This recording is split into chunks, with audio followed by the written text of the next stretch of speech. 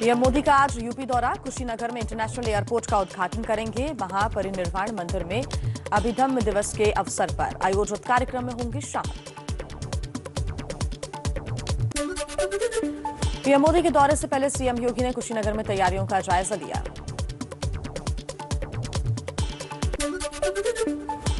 Samajwadi party के अध्यक्ष अखिलेश यादव का ट्वीट लिखा, कुशीनगर एयरपोर्ट के शुरू होने के क्षेत्र में पर्यटन और आर्थिक गतिविधियों को बढ़ावा मिलेगा। बीजेपी को एसपी के कामों से प्रेरणा लेनी चाहिए।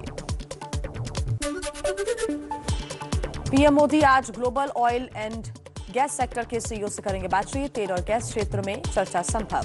शाम 6 बजे वीडियो कॉन्फ्रेंसिंग के जरिए होगी बातचीत।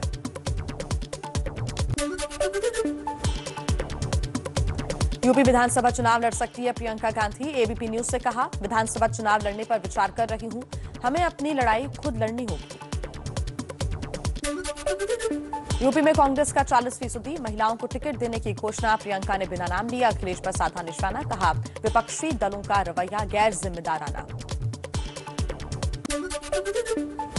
बीएसपी अध्यक्ष मायावती ने साधा कांग्रेस पर निशाना। कहा, महिलाओं को चुनाव में 40% टिकट देने की घोषणा कांग्रेस की नाटकबाजी है। उनकी नीयत में खोट है। कांग्रेस के ऐलान पर एसपी महिला सभा की अध्यक्ष जूही सिंह का बयान। कहा, हम शुरू से ही महिलाओं की भागीदारी देने के लिए प्रतिबद्ध हैं। महिलाओं की समृद्धि की बात करने वालों का हम समर्थन करते हैं। प्रियंका गांधी के कैंप में मची भगदड़। प्रियंका के पूर्व सलाहकार हरेंद्र मलिक और उनके बेटे पंकज मलिक ने कांग्रेस छोड़ी। समाजवादी पार्टी में हो सकते हैं दोनों शामिल। पूर्व सीएम कैप्टन अमरिंदर का नई पार्टी बनाने का ऐलान। कहा, पंजाब के भविष्य की लड़ाई जारी रहेगी। किसान आंदोलन का हल निकला तो बीजेपी से भी गठबंधन का फॉर्मूला बन सकता है।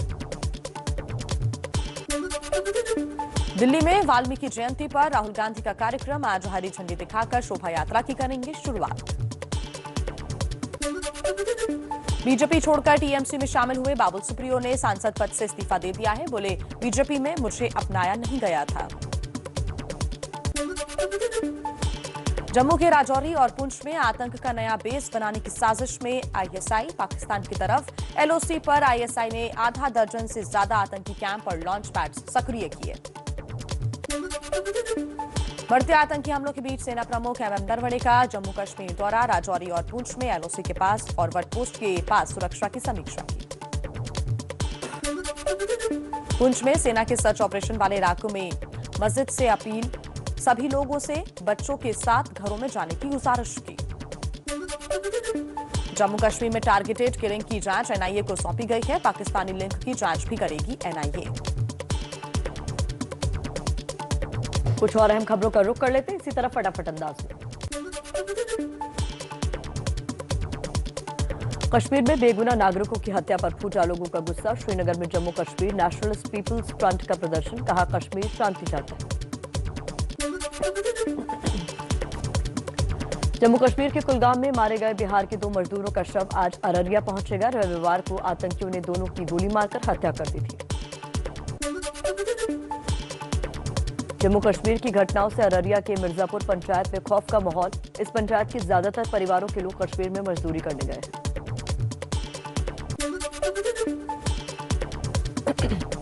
जम्मू कश्मीर से पलायन का सिलसिला भी जारी। श्रीनगर के टूरिस्ट रिसेप्शन सेंटर पर दिख रही है अपने राज्य लौटने वालों की भीड़। कुपवाड़ा में बाहर से आए मजदूर और छोटे कारोबारी खुद को महफूज महसूस कर रहे हैं। कहा, श्रीनगर में कुछ घटनाएं जरूर हुई हैं, लेकिन इस सरहदी इलाके में ऐसा कोई डर नहीं। गृह मंत्रालय से जुड़ी संसदीय स्थायी समिति की बैठक आज। कश्मीर के मौजूदा हालात के बाद पहली बैठक। इस साल के लिए चर्चा का एजेंडा तैयार होगा। केंद्रीय मंत्री रामदास आठवले ने भी पाकिस्तान के साथ मैच का विरोध किया। कहा, भारत का पाकिस्तान के साथ मैच खेलना गलत। खेल मंत्री को चिट्ठी लिखूंगा।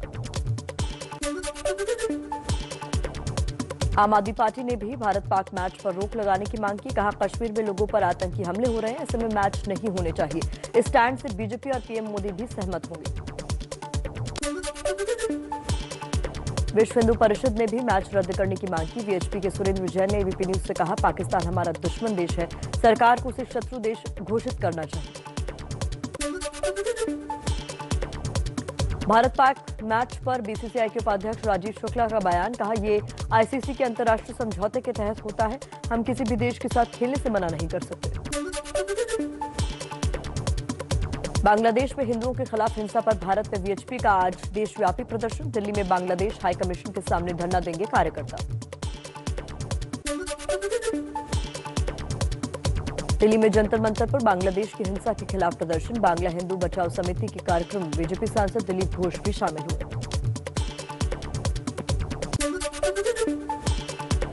बांग्लादेश में हिंदुओं के खिलाफ हिंसा पर पूरे भारत में गुस्सा, कल कोलकाता में विश्व हिंदू परिषद के कार्यकर्ताओं ने जोरदार प्रदर्शन किया।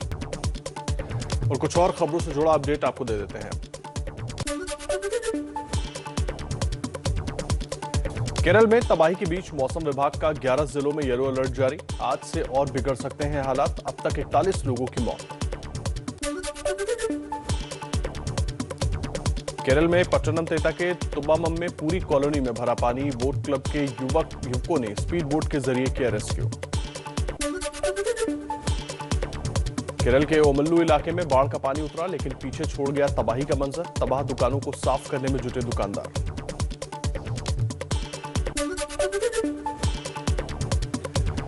उत्तराखंड में मौसम विभाग के मुताबिक आज से मौसम के साफ रहने का अनुमान, अगले 8 से 10 दिन तक के लिए किसी तरह का अलर्ट नहीं।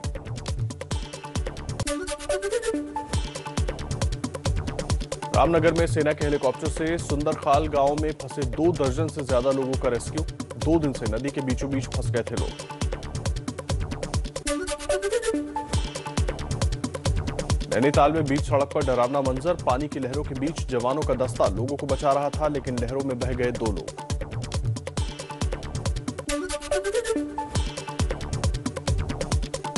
नैनीताल जिले में लगातार हो रही भारी बारिश और भूस्खलन से अब तक 27 लोगों की मौत, जिले की ज्यादातर सड़कें मलबा आने के कारण बंद हुई, राहत और बचाव में भी आ रही है मुश्किलें।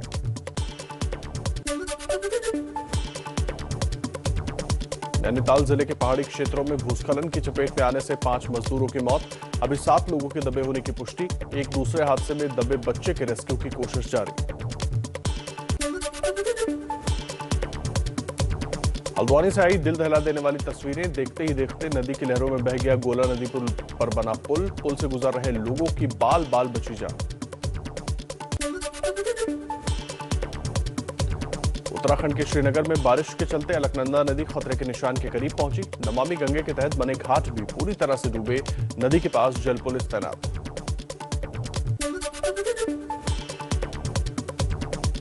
रुद्रप्रयाग में लगातार बारिश से जनजीवन अस्त व्यस्त, केदारनाथ यात्रा तीसरे दिन भी ठप, हजारों श्रद्धालु जगह जगह फंसे।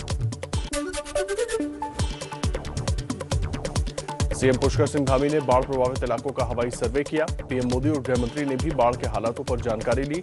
धामी का बाढ़ बारिश से मरने वालों के परिजनों को 4-4 लाख रुपए मुआवजा देने का ऐलान। उत्तराखंड में भारी बारिश के बाद यूपी के कई इलाकों में हाई अलर्ट, मुरादाबाद, बिजनौर, रामपुर, शाहजहांपुर, फर्रुखाबाद के लिए चेतावनी जारी।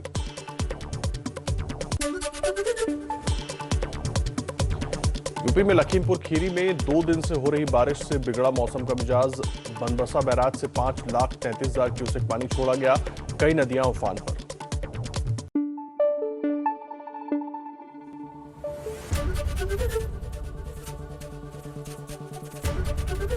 एबीपी न्यूज आपको रखे आगे।